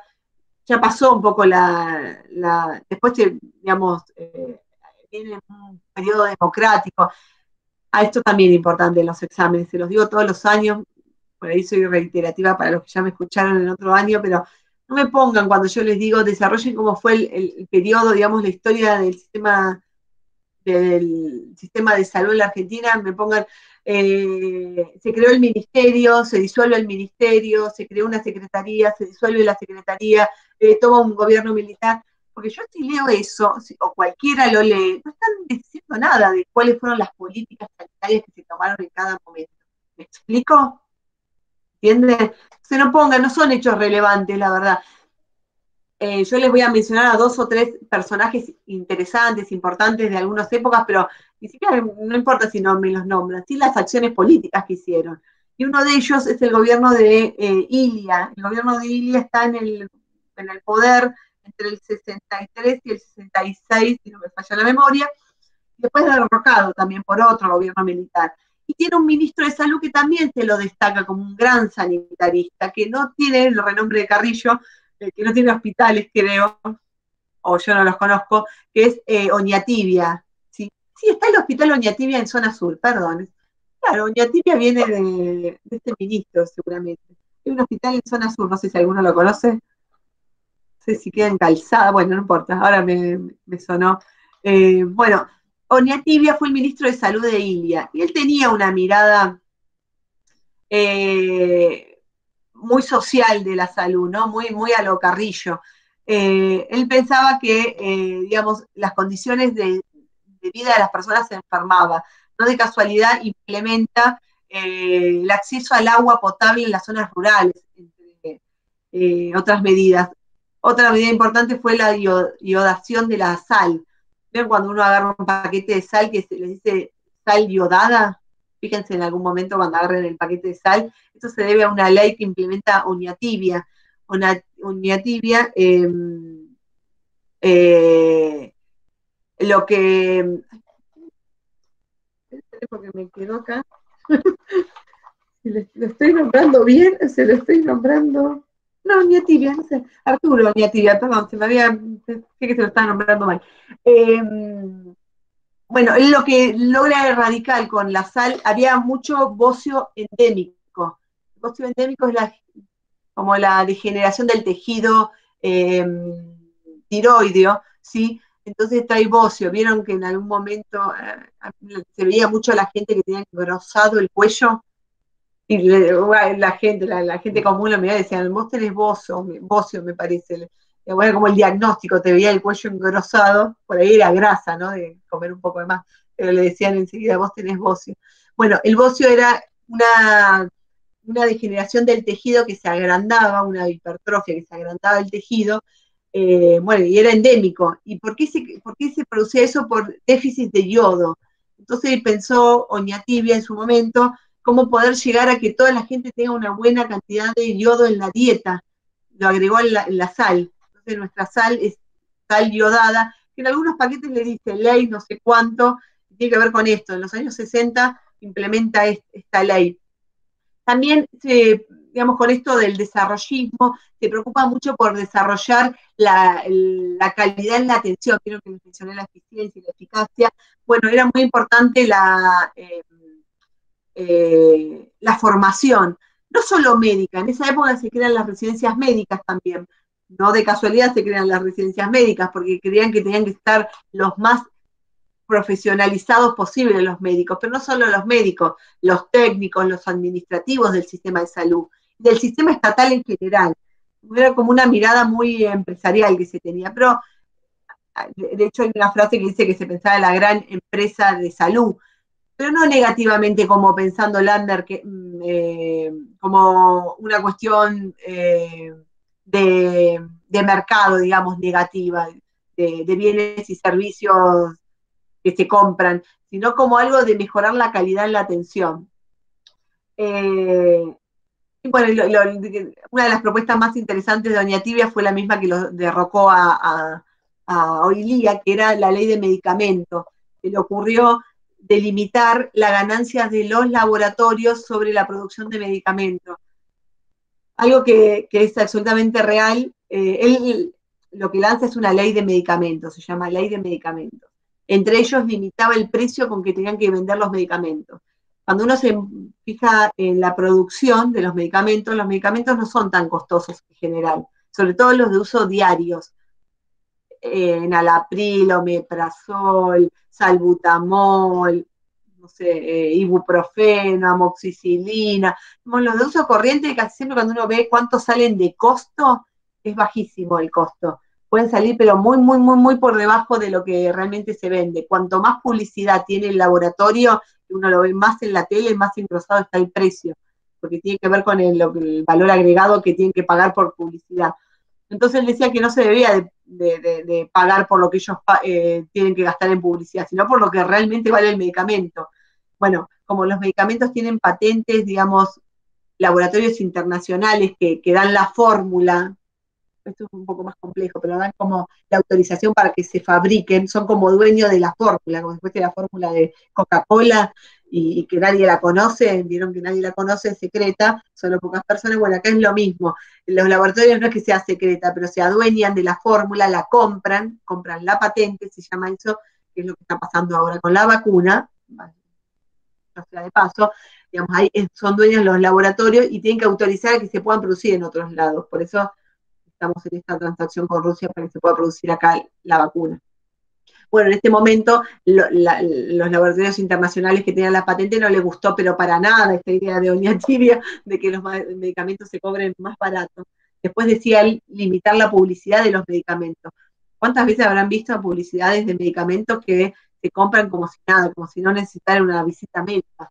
estos que son tipo, para los resfríos que tienen epinefrina, por ejemplo, tienen adrenalina o derivados de la adrenalina, a veces no lo puede tomar cualquier persona, ¿sí? Porque les puede dar, si es cardíaco, si toma alguna otra medicación, le puede dar algún síntoma a nivel cardíaco. Hay que tener cuidado, no es que lo puede tomar cualquiera, no son en general reproducen muchos efectos adversos, pero tampoco los puede tomar cualquiera. O el omeprazol.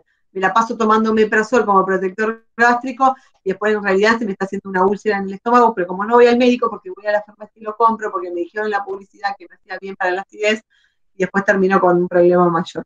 Bueno, esto de las publicidades en todos lados, él decía que se debía delimitar, que no se debería de permitir tanto, lo cual también se tira en contra de los laboratorios nacionales. Y lo último que él dice la misma es sobre los medicamentos médicos. Ley que salió, si no me equivoco, en el 2006, después, ante el gobierno de Kirchner, muchos años después, casi 40 años después que lo propuso Oñatibia, se aprobó la ley de medicamento genérico, no la ley de medicamento total, pero la de genérico sí. Uno no tiene que poner la droga, el nombre del medicamento, uno tiene que poner la droga. Y es salbutamol, no pone salbutamol, no le voy a poner Ventolin, porque es lo mismo cualquiera, porque en esa diferencia de marcas, a veces, no sé si les ha pasado a ustedes si tienen experiencia, pero yo he visto antibióticos que te lo cobran 150 pesos o 540. ¿Y dónde está la diferencia? Si el principio activo es el mismo. Y yo honestamente desconfío de los médicos que me dicen, tomate no, esa, ¿cómo es? La levotiroxina, me contaron la otra. No, tomá solamente la Montpellier. Yo desconfío de los médicos que me dan laboratorio, porque detrás de esto hay todo un gran negocio. No, porque ninguna de las otras funciona. Es muy extraño, porque ya sabemos que una de las funciones del Ministerio de Salud es, digamos, uno de los organismos que funciona es el ANMAT, que controla y es muy riguroso en el modo de producción de medicamentos, como lo fue con las vacunas, que al principio todo el mundo no quería, y que la ANMAT aprobó porque tiene determinados estándares internacionales, no es porque a uno le parece, porque acá hay un científico loco que está diciendo sí, lo apruebo, no, porque hay estándares internacionales que lo aprueban. Y si lo aprueba el ANMAT, está bien hecho el medicamento y está la droga justa. Si después se ve una medicación adulterada es porque alguien en particular la adultera, pero no el laboratorio muchas veces, casi nunca es el laboratorio, sino que son las farmacéuticas, tranquilamente.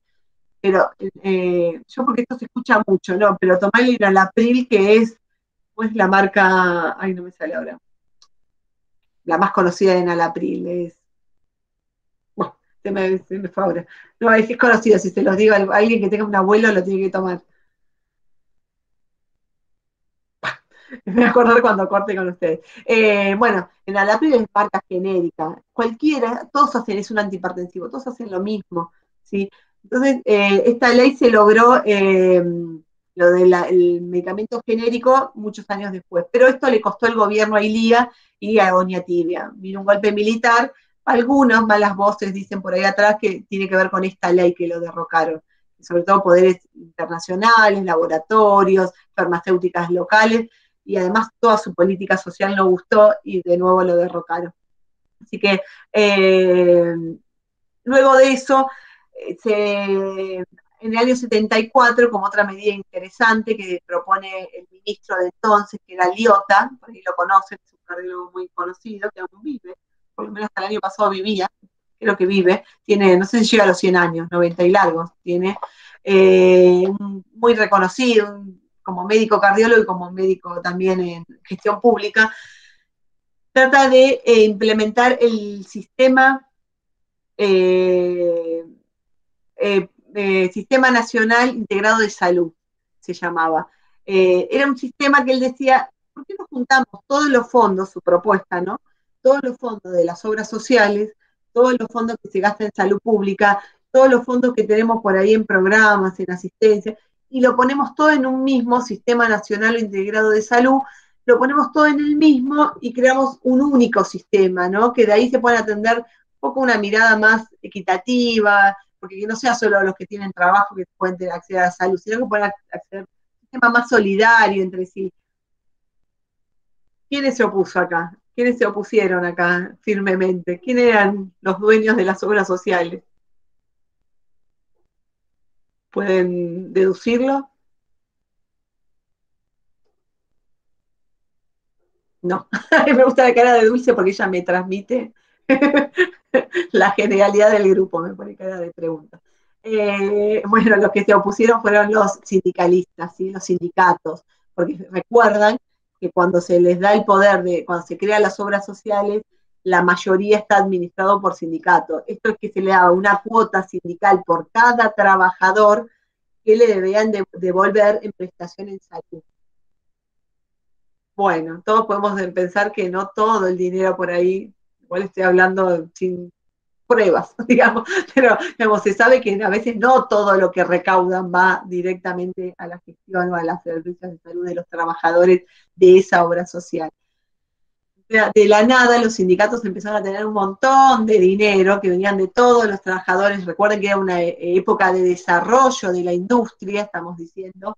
Todavía después hay otras crisis, pero en ese momento había bastante desarrollo de la industria, mucho trabajador en blanco, asalariado, que le aportaba a los sindicatos. No quisieron largar ni 2 centavos, dijeron, no, nosotros nos hacemos cargo de nuestros trabajadores, no queremos nada del sistema único, integrado de esa nada.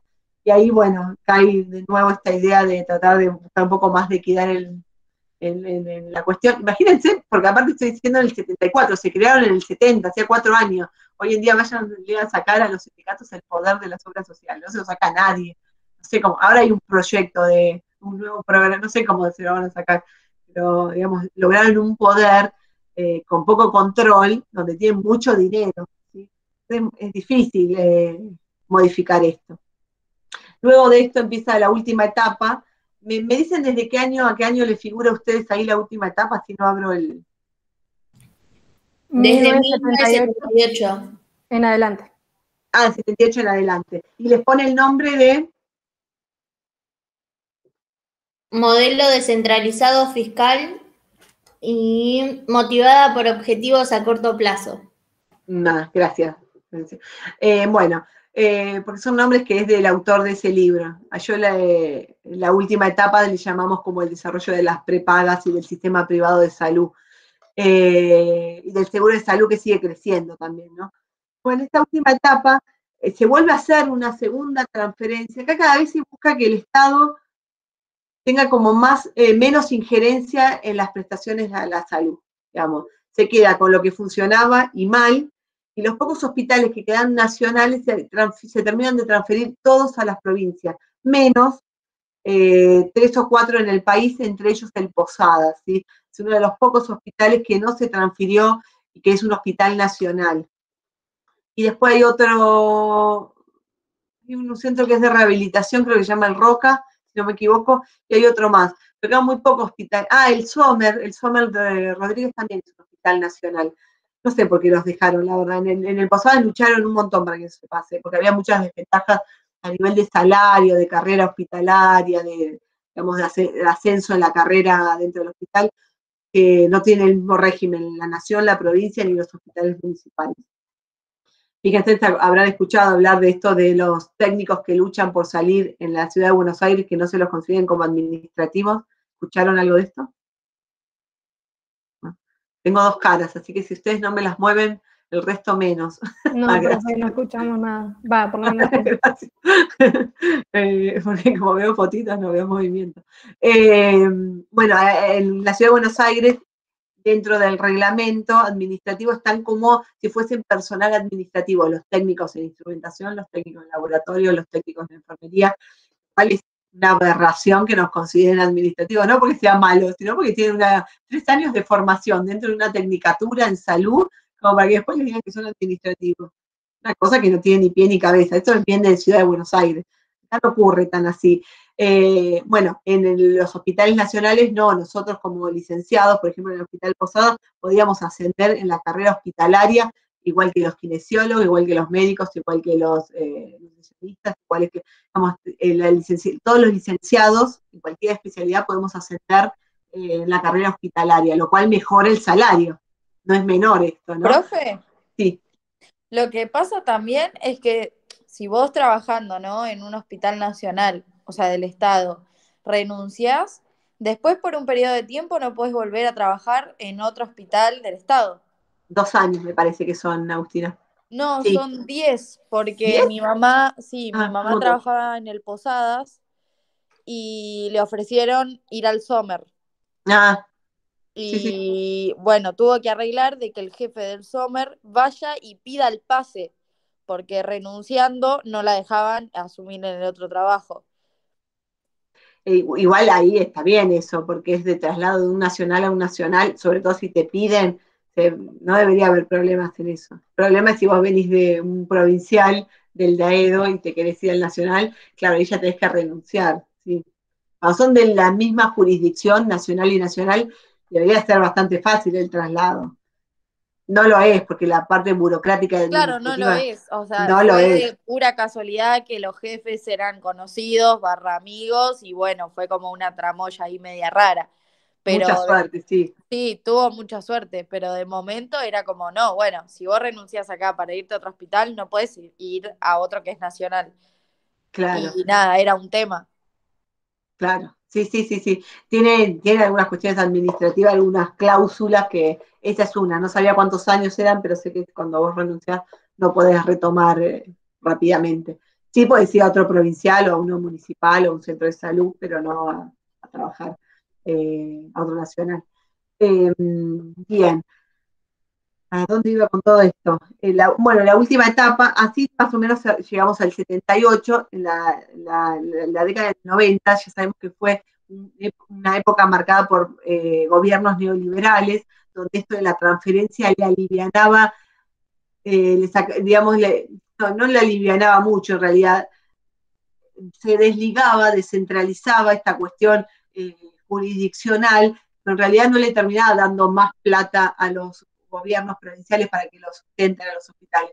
Así que cada vez cae como más, cae como en picada la calidad de atención a nivel de recursos materiales, edilicios, nunca profesionales, porque siempre los profesionales son muy bien reconocidos en el sistema público, pero todo lo demás decae estrepitosamente en los últimos 30, 40 años, y sobre todo en las últimas décadas, de los 90 para acá, cambia mucho esto. Se genera el hospital de autogestión, siempre se le trata como de dar más ingresos, pero no por parte de plata del Estado, lo cual es a veces un poco cuestionable, porque el hospital de autogestión es aquel que son todos los hospitales que permiten, si yo tengo una obra social y me voy a hacer atender al hospital público, no me pueden negar la atención, pues yo tengo que declarar mi obra social, porque hoy en día ya con mi DNI ya saben que tengo obra social, entonces lo que hacen es cobrarle la prestación a mi obra social, ¿sí?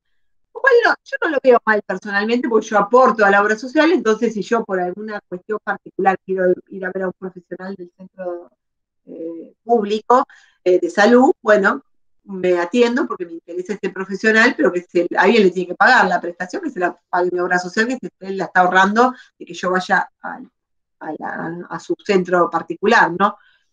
Pero bueno, hay otros que cuestionan porque dicen si el sistema de salud es público y gratuito, no se debería de pagar nada. Pero bueno, como los hospitales tienen muchas carencias, se buscó como otro modo de obtener recursos, es esto, el hospital de autogestión, que a través de las prestaciones de las obras sociales o prepagas que se hagan, se vuelve como reintegro al servicio, al sistema de salud. ¿Sí? Bien, hasta acá hay una pregunta, duda. Lo último, a ver si me olvidé de mencionar. Por supuesto, sigue siendo cada vez más descentralizado el sistema de salud. El rol del Estado sigue siendo cada vez más subsidiario, eso es lo concreto. Siempre hay como entidades secundarias que se terminan haciendo cargo.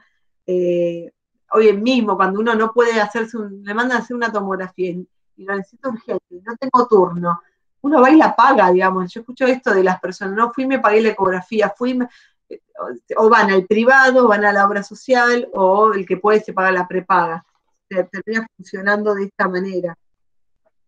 El último que propone en el gobierno esto me había olvidado, en el gobierno de Alfonsín, el ministro Neri, Aldo Neri, lo que propone es crear también tenían nombres largos.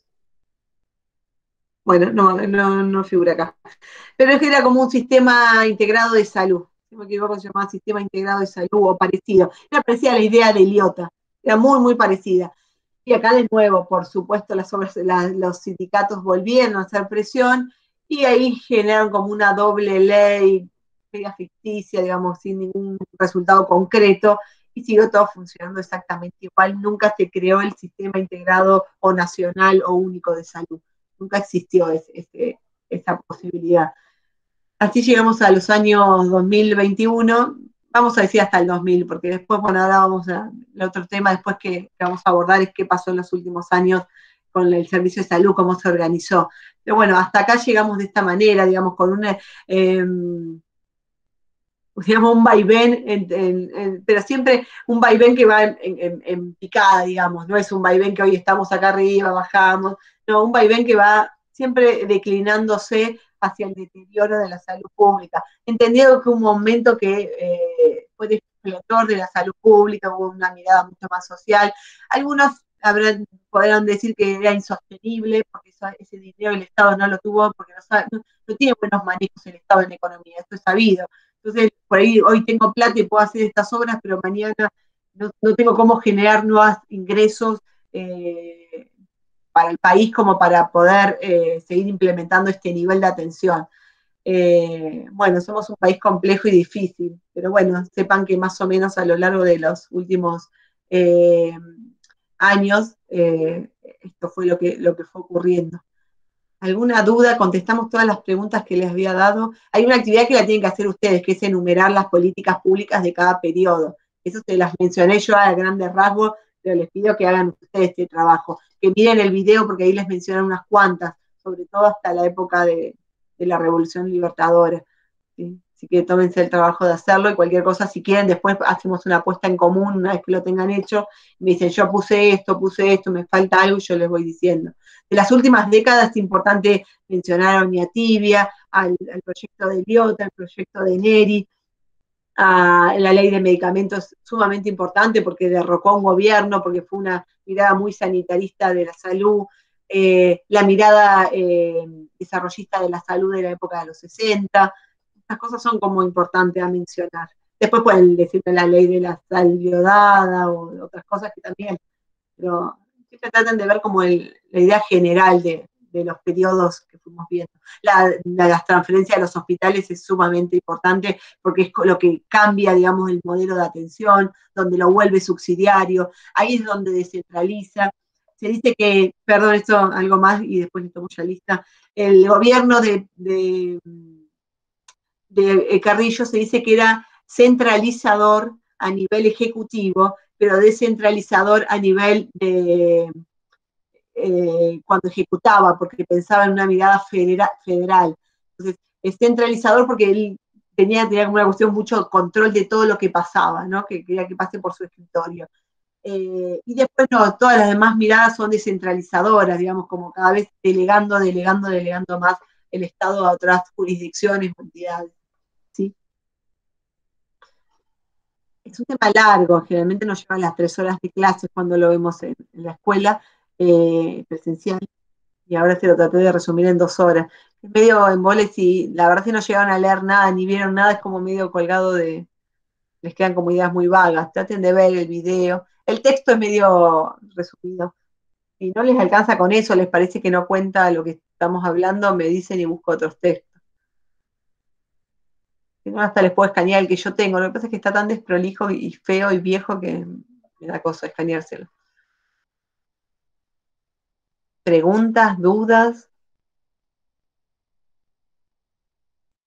¿No? Bueno, estoy buscando para tomar lista. Primero voy a poner acá,